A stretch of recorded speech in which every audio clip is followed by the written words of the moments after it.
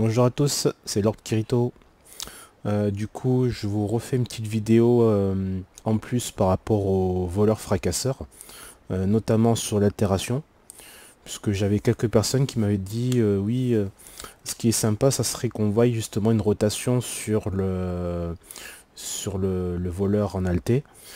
Donc du coup, là, je vous fais deux variantes, parce que du coup, il y a des gens qui voulaient savoir si on pouvait jouer le voleur. Si on pouvait faire le même build mais sans les extensions puisque du coup c'est des personnes qui débutent dans le jeu. Donc du coup je vais vous faire deux variantes. Donc la variante du fracasseur que j'avais fait sur la vidéo précédente, je vais vous faire une petite rotation, et pour la version sans extension, il y aura juste à changer un trait. Donc je vous montre tout ça. Donc là bien sûr je refais un petit récapitulatif du build. Donc j'étais parti sur du sanguinaire, rune de crête, vu qu'on va jouer sur les saignements. Donc après j'ai mis le cachet d'agonie sur les dagues, donc double dague partout, hein, avec cachet d'agonie pour augmenter la durée des saignements, et le cachet de géomancie pour les switch, justement au niveau des sets pour avoir encore plus de saignements. Et bien sûr les bijoux, c'est du sanguinaire aussi, donc robustesse, vitalité, dégâts par alté. Donc vous allez voir, hein, quand vous allez sur l'HDV, la compagnie commerciale, si vous voulez acheter l'armure, elle n'est pas très chère là, par exemple. Mais robustesse, vitalité, dégâts par alté, hop, en exotique, niveau 80. Donc là, si par exemple je prends le torse, vous avez vu, vous prenez l'armure d'Erol. C'est la moins chère. Donc là, elle est à 41 PA. Et c'est pareil pour chaque bout d'armure, hein. Vous avez 39 PA, etc. Donc vous récupérez le full set. Et après, au niveau des bijoux, vous allez à accessoires. Vous avez le croc de Tequalt à 35 PA. L'amulette du voyageur ou de triple curiosité. Et au niveau de l'anneau, soit l'anneau du voyageur ou celui-là, l'alliance perdue de Connie. Voilà. Les cachets c'est pareil, hein, ils sont pas très chers. Donc voilà pour l'armure. Au niveau des traits, donc là, si on prend la branche fracasseur, j'avais pris duplicité en mettant pour les choses trappes quand vous esquivez. Ici pour les ruses, puisque du coup on va utiliser les choses trappes et la roulade d'initiative. Donc à réduction de 20% de cooldown. Ici vous avez donc pour le switch, quand vous allez switcher en fait régulièrement à la dague, vous allez gagner l'initiative. Ici acrobatie.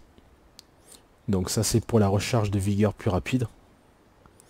Récupération rigoureuse. Ici vous mettez insaisissable, comme ça dès que vous prenez un stun vous récupérez l'endurance directe. Et là la récompense de l'assassin qui fait que à chaque fois que vous utilisez le spam 3 vous allez vous guérir. Ici fracasseur, donc pour les compétences physiques puisque j'utilise la dague d'entrave. Ici vous supprimez une altération à chaque fois que vous esquivez une attaque. Et là, quand vous faites une esquive, vous balancez des dagues qui font du saignement, tourment et infirmité. Voilà. Donc on va voir tout ça. Là, pour voir les dagues quand vous les balancez, je vais esquiver. Hop. Vous voyez, je balance une espèce de petit shuriken. Sachant qu'il y a les choses trappes en plus, hein. Donc l'idée, ça serait peut-être même d'esquiver vers l'intérieur pour être sûr que notre adversaire prenne les choses trappes en plus.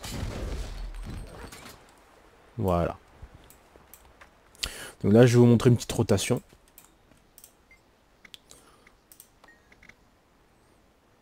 Hop. On reprend à 0. Donc, l'idée, c'est que je vais spammer le 3.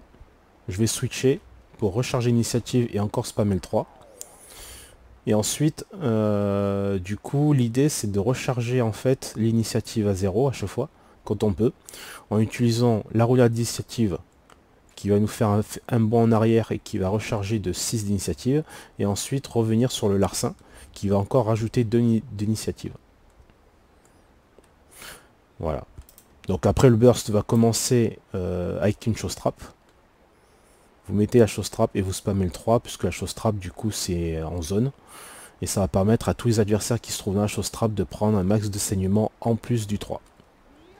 Et ainsi de suite. Et après vous temporisez en faisant des esquives et en balançant les dagues d'entrave. Donc c'est parti.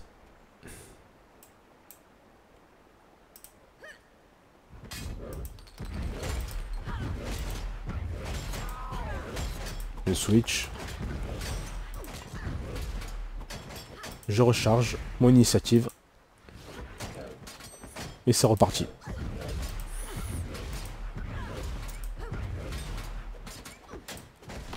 On switch. Là j'ai plus rien.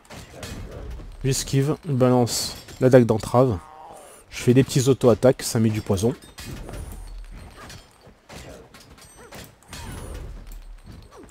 Voilà, ça s'est rechargé, on repose les choses trap et on respam 3.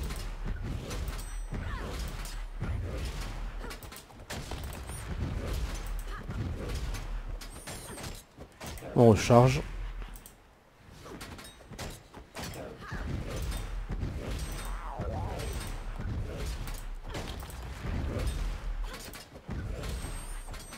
Je m'éloigne. Je balance les dagues. Auto-attaque pour mettre du poison. Avec quelques petits esquives à l'intérieur. Et voilà. Et on repose.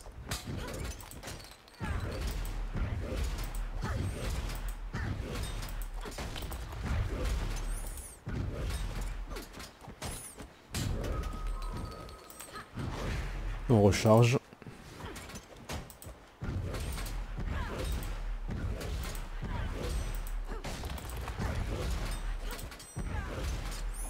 On esquive en arrière. Dague.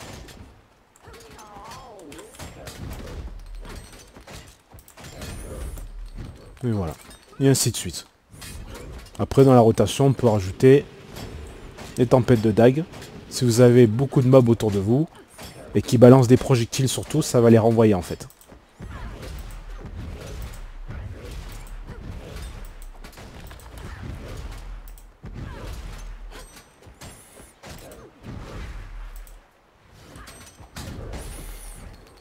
Voilà.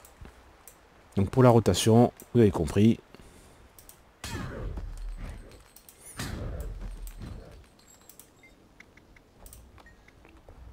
Donc après on va faire une deuxième variante. Donc pour ceux qui n'ont pas la branche fracasseur, il suffit juste de remplacer la branche fracasseur par l'Arletto, tout simplement.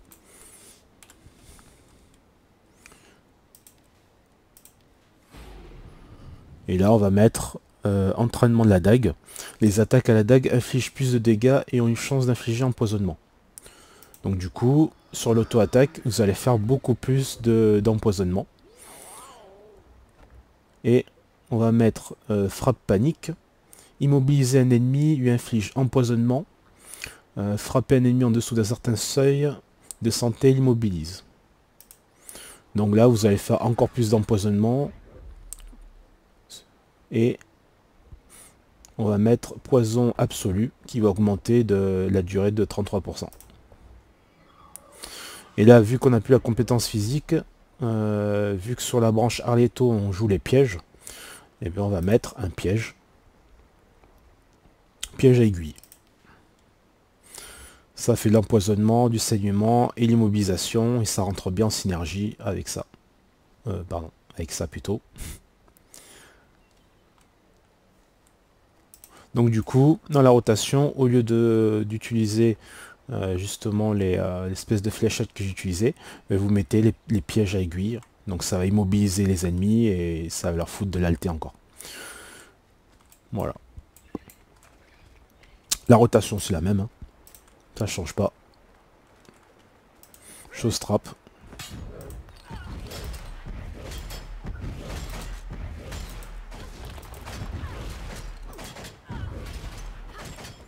Oui, de l'aide d'initiative.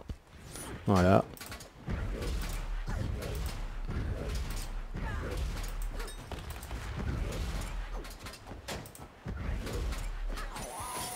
Là, on peut poser les pièges. Là, on temporise avec une petite esquive à l'intérieur pour mettre les choses trap. Là, c'est rechargé. C'est reparti.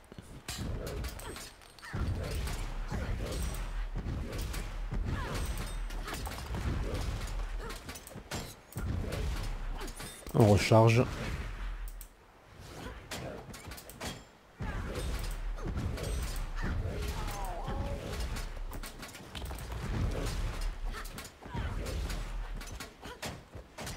Voilà. Donc vous avez vu. Assez d'énergie. Et voilà. Donc ça c'est la version sans l'extension. C'est tout aussi viable. Hein. La seule différence, c'est juste que vous avez pu jouer sur l'empoisonnement. Comme là aussi, vous avez vu sur cette version, quand vous faites le larcin, vous rajoutez aussi de l'empoisonnement. Et dans la version justement en fracasseur, ben, vous avez pu faire de saignement.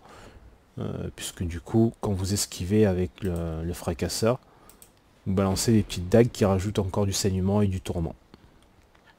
Voilà, c'est la seule différence. Et bien sûr, vous gagnez 10% de dégâts par LT en plus.